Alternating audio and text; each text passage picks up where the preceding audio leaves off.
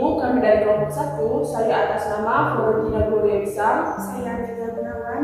Saya Yosifa Maradilva. Saya Bergita Gresti Juta Amul. Saya Maria Putri Ayuni Engkot. Saya Petrus Kempisi sudah masuk. Pada hari ini kami akan melakukan praktik uji coba karbohidrat dan protein. Kami akan melakukan uji pengenalan karbohidrat dengan meneteskan betadin pada bahan-bahan uji coba dan akan melakukan pengenalan protein dengan meneteskan cuka pada bahan-bahan yang sudah disediakan.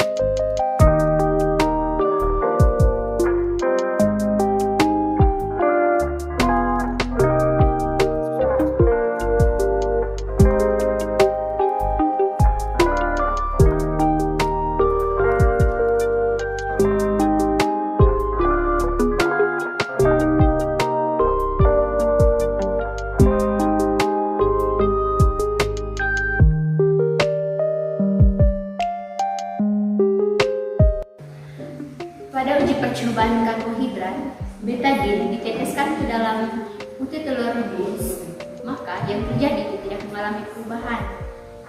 Berarti di dalam putih telur rebus tidak mengandung karbohidrat. Sedangkan pada nasi putih, betadin diteteskan ke dalam nasi putih, dia mengalami perubahan, yaitu perubahan warna menjadi warna ungu. Berarti dalam nasi putih itu mengandung karbohidrat. Selanjutnya, uji pengenalan karbohidrat pada kentang dan juga apel. Yang pertama yaitu kentang. Kentang setelah diteteskan betadin sebanyak 3 kali, dia mengalami perubahan warna. Di sini warnanya menunjukkan ungu kebiru-biruan. Hal ini menunjukkan bahwa kentang mengandung karbohidrat. Yang kedua, apel.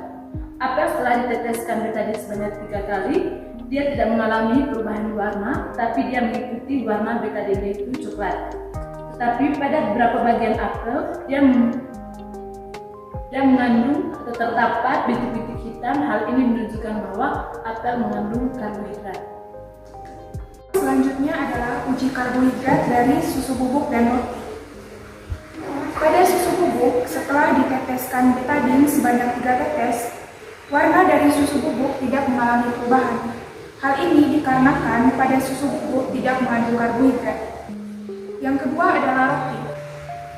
Pada roti, setelah diteteskan betadin sebanyak 3 tetes, warna dari roti berubah menjadi hitam pekat. Hal ini dikarenakan roti mengandung karbohidrat.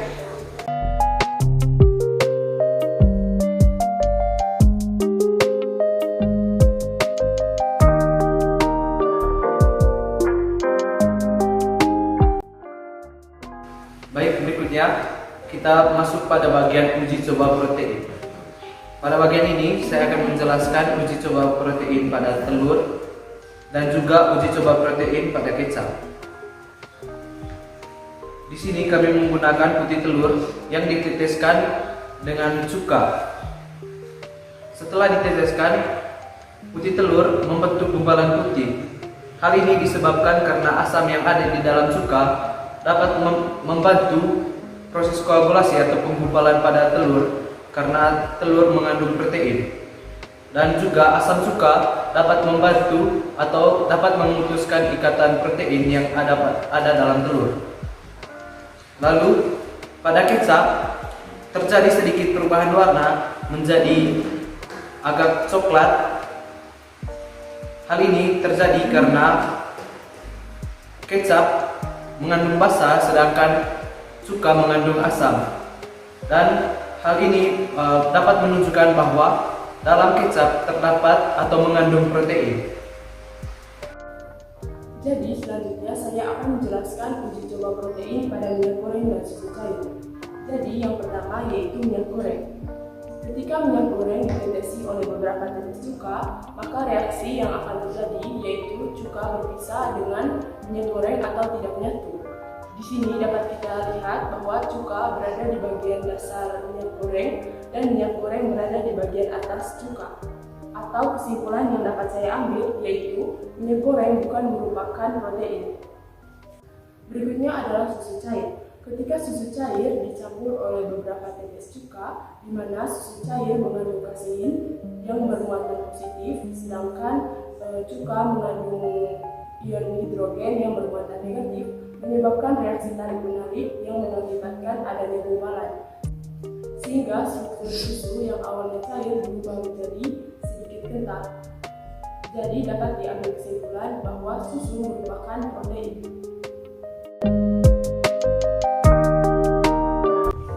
Dari uji coba ini dapat disimpulkan.